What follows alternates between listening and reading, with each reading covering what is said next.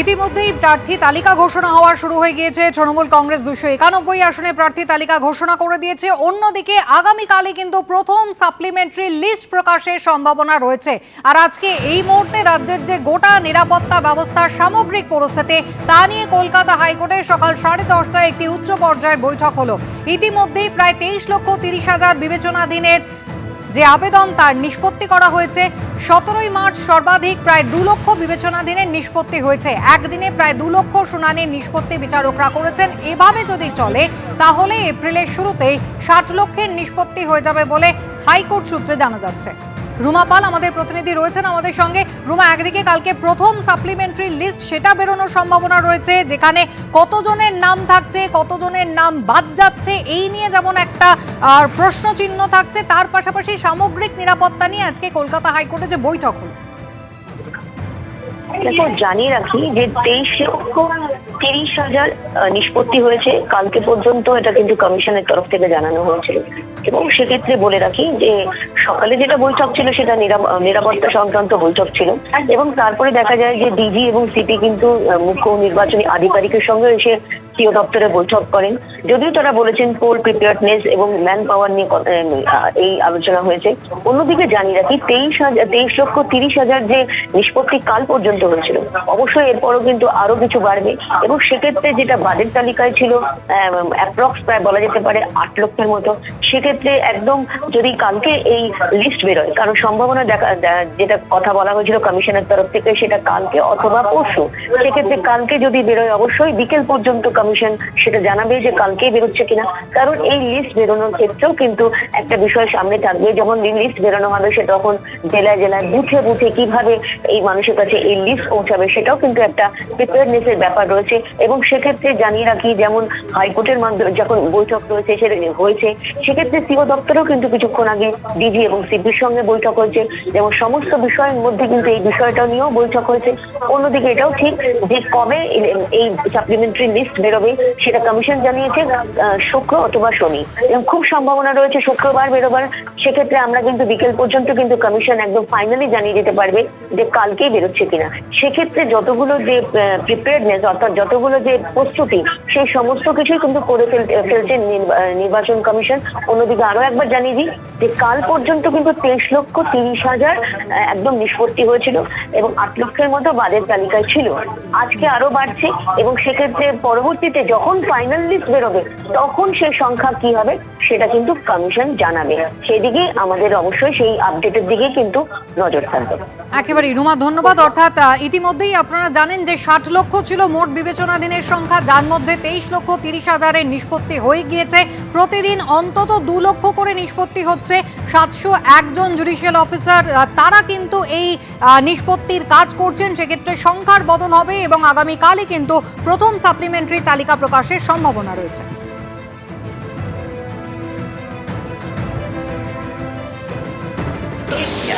কিছু না, election preparedness উপরে মিটিং ছিল, কিভাবে ইলেকশনে এগোনো যাবে, কি ম্যান পাওয়ার কিভাবে থাকবে, ওটাই নিয়ে মিটিং ছিল।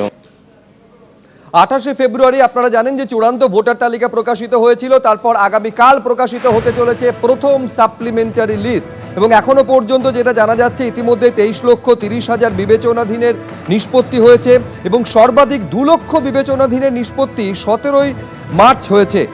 একদিনে প্রায় 2 লক্ষের শুনানি নিষ্পত্তি করছেন বিচারকেরা এবং এই গতিতে এইভাবে যদি চলতে থাকে তাহলে এপ্রিলের শুরুতেই 60 লক্ষের নিষ্পত্তি হয়ে যাবে, এমনটা হাইকোর্ট সূত্রে জানা যাচ্ছে।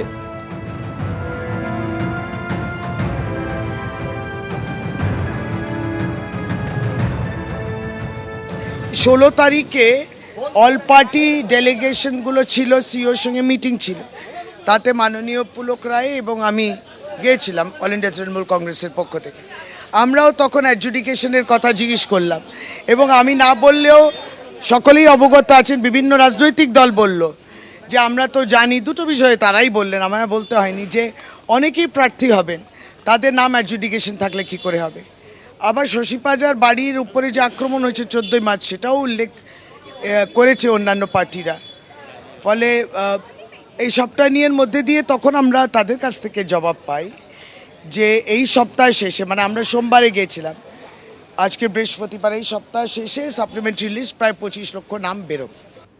আরো বাদ যাবে। 23 লক্ষ তো মোটে গেছে, কিন্তু ওই যে 50 লক্ষ লোক যারা এপিআর হয়নি তাদের বেশিরভাগই ভুয়ো ভোটার, সব বাদ যাবে।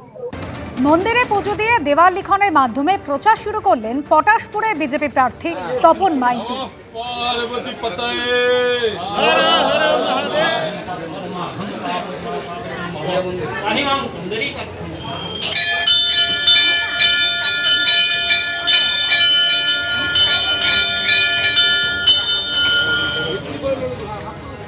মানুষ বহুদিন ধরে অপেক্ষা করে আছে ভারতীয় জনতা পার্টিকে জেতাবে। আজকে প্রার্থী হওয়াতে পটাশপুরে শুধু আমাদের কর্মী নয়, সাধারণ মানুষ উচ্ছ্বসিত, এবং আমি যতটা এসছি ততটা দেখেছি যে মানুষ উচ্ছ্বসিত। এবারে আমরা জিতছি এবং পশ্চিমবঙ্গ সরকার পরিবর্তন হচ্ছে, ভারতীয় জনতা পার্টি সরকারে আসছে। তো যতদিন বাকি আছে 30-35 দিন, প্রত্যেকটা দিন আমি এই পটাশপুরে 24 ঘন্টা পড়ে থাকবো এবং আমি 24 ঘন্টা কাজ করার জন্য। প্রচার সারলেন পটাশপুরের তৃণমূল প্রার্থী পীযূষ পান্ডাও। জনসংযোগ সারলেন বর্ণাঢ্য মিছিল করে।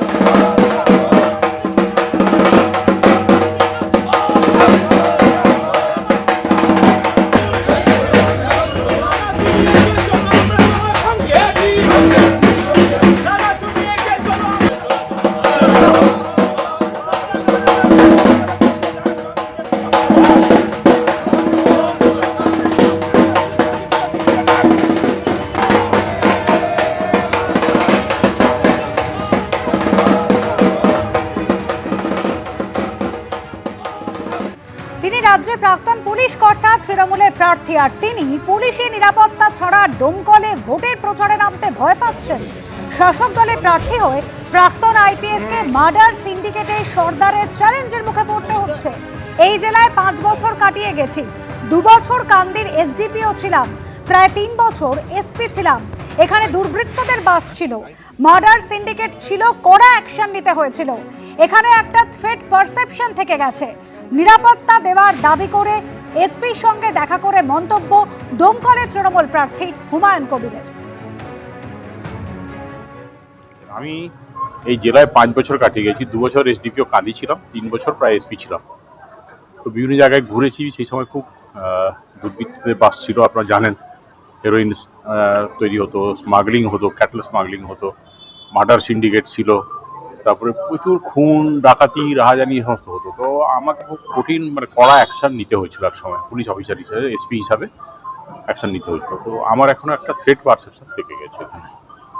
সেটাই আমি এসপিকে জানালাম, যাতে আমাকে একটু সিকিউরিটি প্রোভাইড করা হয়, যাতে আমি কমফোর্টেবলি এই যেটা ডোমকল অ্যাসেম্বলি কনস্টিটিউয়েন্সি আছে 75, সেখানে যাতে আমি ফ্রিলি আমার প্রচার টচারগুলো করতে পারি। এটার জন্য আমাকে সিকিউরিটি প্রোভাইড করার জন্য আমি এসপি সাহেবের সাথে দেখা। হুমায়ুন কবির মুর্শিদাবাদ জেলার এসপি ছিলেন, তাহলে কিরকম মুর্শিদাবাদ জেলা তৈরি করে গিয়েছেন আর কি যোগ্যতা প্রমাণ করে গেলেন মুর্শিদাবাদে, যে এখন নিজেই তৃণমূলের মতো দলের হয়ে প্রচার করতে ভয় পাচ্ছে। সারা রাজ্যের সমস্ত গুন্ডা, সমস্ত অস্ত্র, সমস্ত বোম নিজেদের আওতায় রেখেছে। এই তৃণমূল কংগ্রেসের প্রার্থী হিসাবে পুলিশ ছাড়া বেরোতে ভয় পাচ্ছে। এইভাবে হতাশ অবস্থা দেখায়। নির্বাচন কতটা শান্তিপূর্ণ করার লক্ষ্যে এই সরকার কাজ করছে এটাই স্পষ্ট বোঝা যাচ্ছে।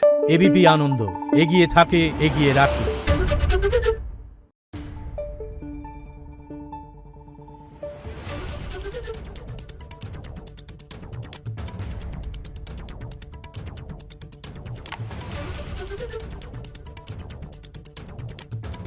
Thank you.